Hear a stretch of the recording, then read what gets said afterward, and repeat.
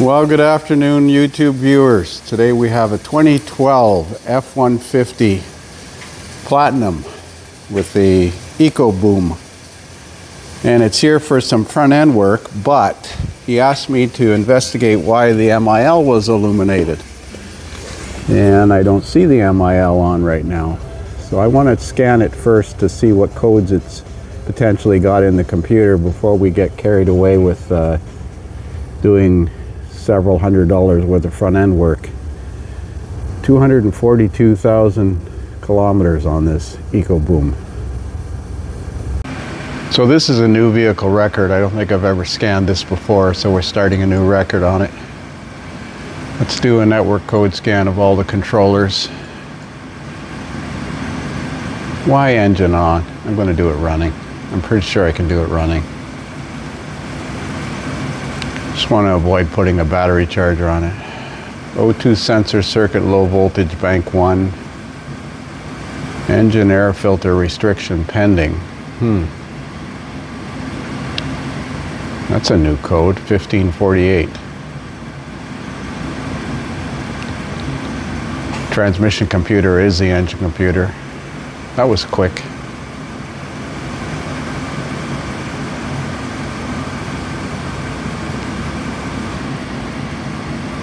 Well, nothing serious, no cam timing error codes.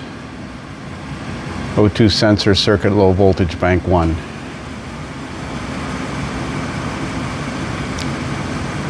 Let's have a look at the O2 sensors.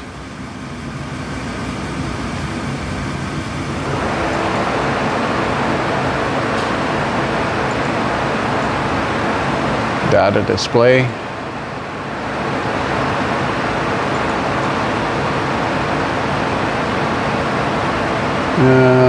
Fuel trim oxygen sensor data. Vehicle may not support all PIDs. Yes, we know that. Should be 4 oxygen sensors on this thing. I'm going to build a custom data list. So the fault code in the computer is P0131, which is O2 sensor circuit low voltage bank 1 sensor 1. Looking at data, I've built a custom data list for it, and bank 1 sensor 1 is a air fuel ratio sensor or a wideband sensor, and it doesn't produce a voltage per se like a conventional zirconia oxygen sensor. It produces a varying current. So here's bank 1 sensor 1's current and bank 2 sensor 1's current. And right now they're both operating about the same. It also doesn't toggle significantly, but it goes positive current for a rich condition, I believe, and negative current for a lean condition. Now that is converted to a voltage by the computer to comply with OBD2 legislation, as far as I know. That's what the impedance expressed as a voltage.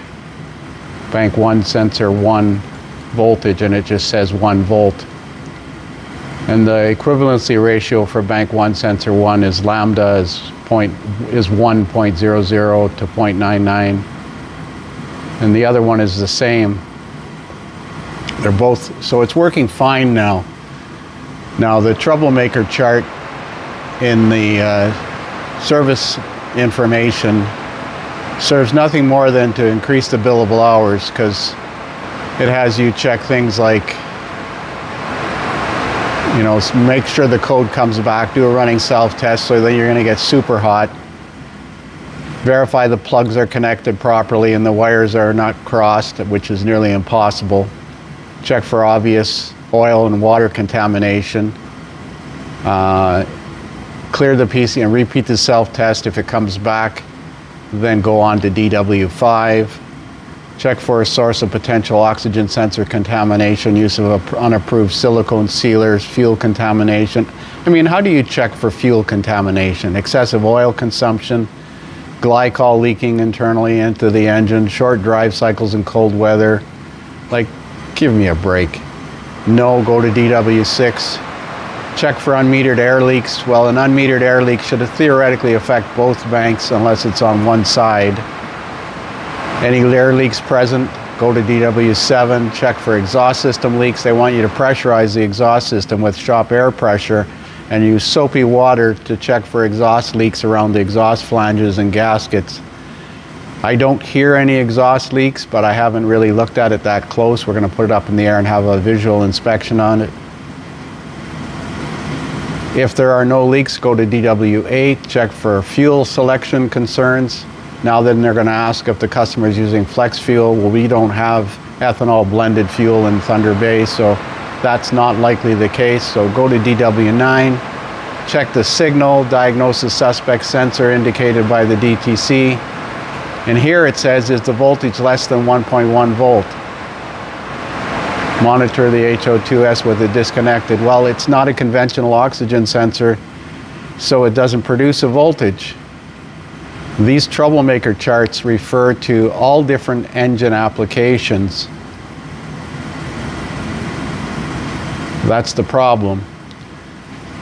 I like this approach here. It's likely a sensor, but to be safe, switch it with the other side, clear the code, and have the customer drive the vehicle until the engine light comes back on and see if the code follows the sensor. Or put a sensor in it, but I would recommend an OEM sensor. Given the fact that it's got over 200,000 kilometers, it's likely a sensor. But we'll do an investigation of the wiring underneath the truck, and if it looks convenient, I'll swap the two sensors bank to bank to see if the problem follows the sensor.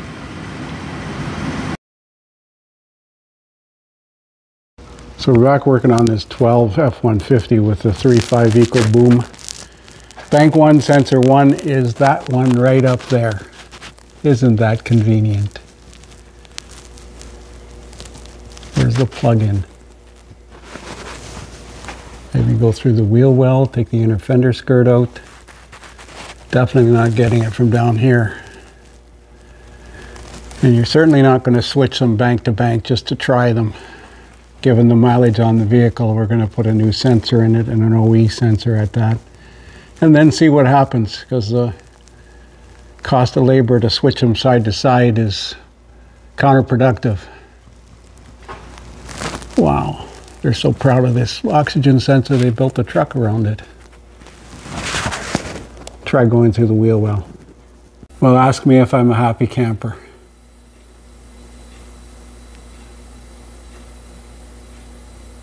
See that O2 sensor bung? I put a wrench on it, a long bar on it, and it cracked, pulled right out of the pipe. So now I got to take the crossover pipe off. So I managed to get this joint loose, but the tailpipe hanger is rusted off the back here. So I just tie wrapped it up there temporarily, but this tailpipe hanger needs to be welded as well. And these exhaust flange nuts are virtually non-existent. I'm going to heat them up with a torch. This one I can get at, but the one on top I can't. Oh, brother. Should have sent it to Ford, let them deal with this shit. So if you take the inner fender skirt out, you can get at that upper stud. I heated it up. I used one of those reverse easy out sockets. Look at that nut, what's left of it. It used to be 15 mil, now it's like 12. Now the bottom one is even thinner. I'm going to try again from the bottom. You can see a spot on the O2 sensor harness where it's been rubbing on this shield right here. The wire looks like it's been grounded out, shorted out. But I got to get the exhaust pipe out now so I can weld that bung back in place and get the O2 sensor out. So there's that crossover pipe out. Wow, that's not fun. Gotta support the transmission, take the transmission mount off. The O2 sensor on the front goes all the way up behind the intake manifold. The studs look decent though, so that's good. I think I'm going to take this oxygen sensor out because it goes through a heat shield and it was difficult to get it off. I'm going to get a helper to put this back on again. Not this one on this side here. Because it goes through a heat shield and you got to drop the the right side down first. These counterweights on here change the mass of the pipe. Oh well, straighten that out tomorrow and weld it back together. Well, there's the bung welded back in place. Not the best welder, but I know it won't leak. I took the rear oxygen sensor out because it goes through that heat shield. Now I did find I cut the sensor off so I could put a socket on it. You could actually see where this wire was rubbing on the heat shield on the firewall, and it shorted out one of the wires in here.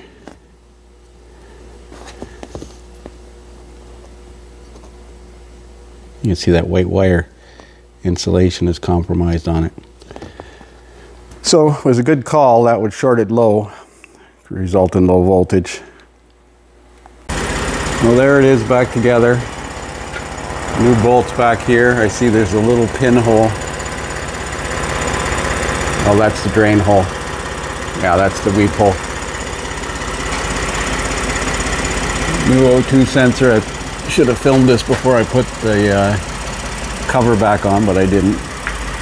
And I fixed the exhaust hanger. New nuts on the flanges up there. Fixed the exhaust hanger and I welded a strap around the bottom of it so that it would be a little bit better. And I cleared all the codes out of the computer. So hopefully this thing lives for a few more years. Thanks for watching.